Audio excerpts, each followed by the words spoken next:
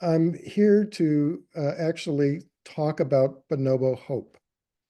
And um, a lot of people here probably are not familiar with Bonobo hope.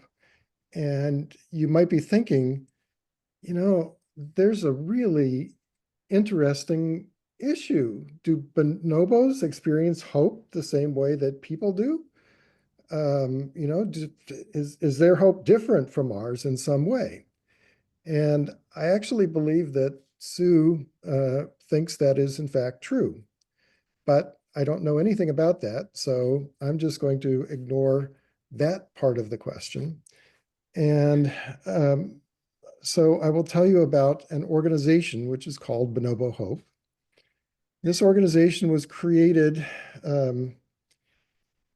through the train wreck that happened at Des Moines and has been in existence since then. It's a nonprofit organization. We are working to define our mission a little more clearly than it has been. I'm going to mention that what I believe Bonobo Hope stands for is really an effort to try and help all mankind. And I've made up that word, and not everybody likes it, and it may not be in the final thing, but it's, and I actually think that, we should probably move Homo sapiens into the pan category rather than the other way around, but that's another question. So what we can do really is to try and promote research and to educate people and to help in conservation. And in fact, Bonobo Hope is doing some of all of these things. In terms of research, one of the things that we've done recently is to try and provide access to the materials and resources for people who are interested in working with the bonobos at the Ape Initiative facility. So, gotta boot this up. Never find the power button. So I developed a live edition of the keyboard, and I actually put it on a tablet. And the idea being that you could give the tablet to the bonobos, and then they could walk around and, sorry. Water, cheese, water. And for those of you who know Sue, you'll realize that we recorded Sue's voice on the keyboard. And so in a little package, you can carry around their language system. In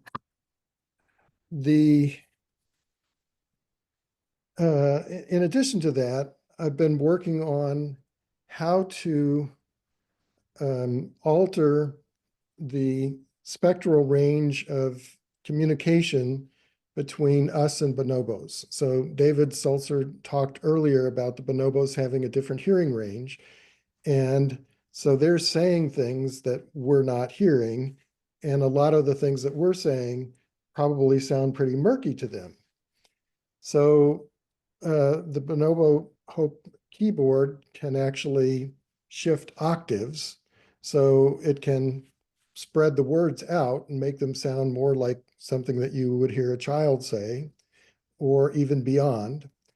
And it's an interesting question, which variation they would prefer. Do they want to hear words spoken in our hearing range, or would they rather hear something that's a little more focused on their hearing range?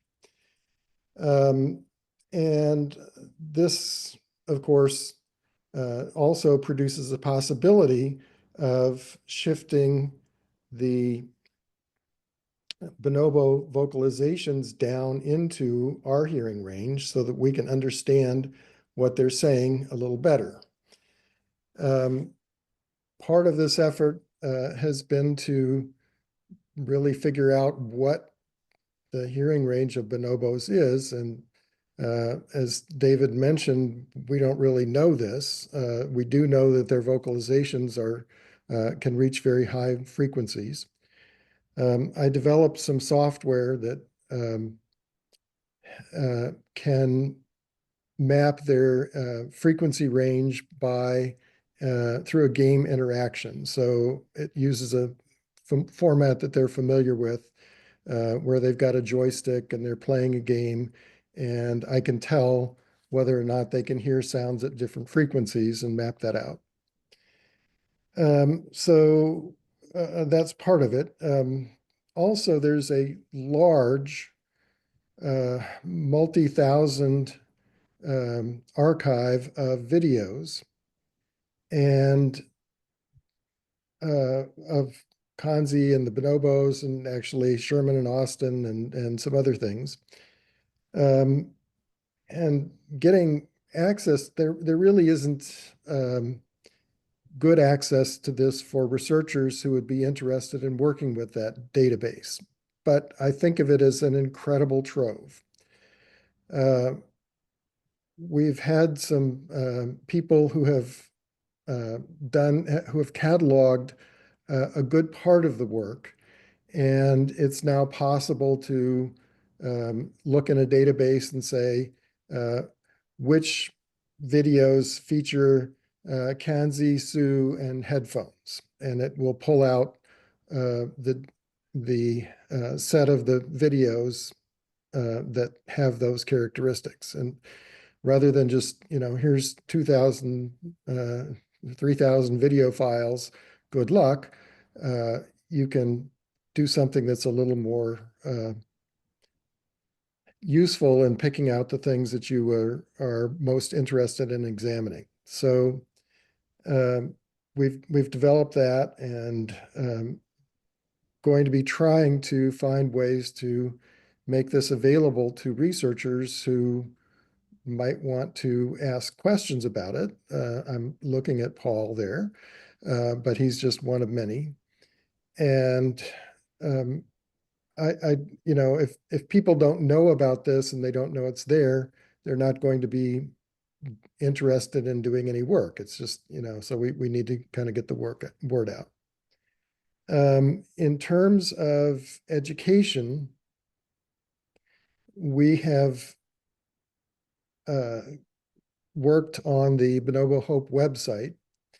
And if you haven't seen the Bonobo Hope website, and I know almost none of you have, but if you haven't seen it in the past week, it's changed. I've got to give a big shout out to Chaz Self. Chaz developed the infrastructure for the website and has done a tremendous amount of coding. And we're doing things. There's a page on the Kanzi Memorial that I'm going to talk about a little bit later. But we now have merchandise. And so now we get into me mercilessly shilling our wares. So we talked about the t-shirts that have the keyboard on them, and you can buy them in different colors and different sizes. So we've got the Kanzi's Voice t-shirt, and it's available. You can buy a poster of the keyboard. You can buy a mug, and all of that stuff goes to support our mission. We are working on by the way, the Bonobo Hope video section has all of the ape testimony videos available. They're kind of hard to pull out if you're looking at YouTube, but they're just sort of there in the way that you'd like them to see, and some other things as well. And we need to do a lot more on education in terms of trying to explain to people why is Sue sometimes holding a welder's mask in front of her face while she's talking to Kanzi? And the answer is she's trying not to cue Kanzi as to what's going on. It's, but if you're just looking at this, it's not clear what's happening. So we need to work a lot more in terms of helping people understand how the research went, what the findings were, and so on. So there's some big challenges there. In terms of conservation, this is really mostly Sue, and Sally Cox has been working somewhat independently, or I'll say alongside. I don't even know. None of this captures it quite accurately. But Sally has been working on some conservation efforts, as has Bonobo Hope, and trying to find ways to protect the bonobos as they are endangered in the Democratic Republic of Congo. So I do want to get back to some things that Lindsay and Nancy talked about, which is one of the things that I desperately want to have is stories about the bonobos. And I want to put these on our Bonobo Hope website in a format where people can look at them. And so if you have a story that you would like to share, you can send it to info@bonobohope.com. And I'm really hoping that we can get a good collection of stories, because I think these stories are more powerful than the scientific reports. This is the kind of thing that, both Lindsay and Nancy were talking about, and in fact, others. You don't capture everything in a scientific research project. That's just not the nature of what they can do. But really, a part of Kanzi's legacy ought to be for us to share these things that surprised us, that amazed us, that